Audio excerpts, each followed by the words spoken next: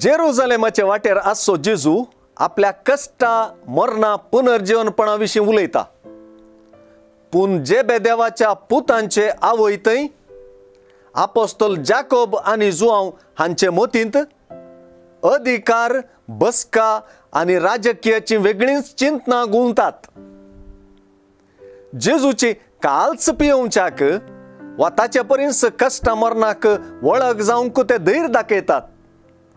तरी हें धैर्य जेजूनच तांकां दिवचें देणें आनी बेसांव म्हणलें तांणी समजूंक आसा. जेजूच्या राजांत उजव्या दाव्याक आपल्या पुतांक बसोवच्या विशीं अर्थरहीत मागणें जाकोब जुआंवची आवय जेजू लागीं करता. जेजू ह्या मागण्याक अर्थ दिवच्यो गजाली खंयच्यो म्हणलें सर्व आपोस्तलांक आनी जाकोब जुआंवच्या आवयक शिकयता. संवसारी राजाच्या की आपलें राज कशें विंगड तराचें म्हणून जेजू समजयता.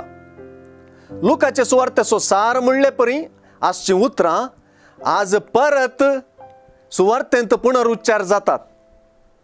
जेजूचें राज दंडसूंचें, अडसूंचें वा बलात्काराचें न्हय म्हणच्यांत ह्या राजाचें अलगपण अटापलां.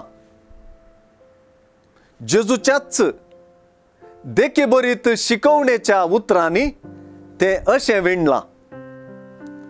तुमचे मदें तशें जायनाये.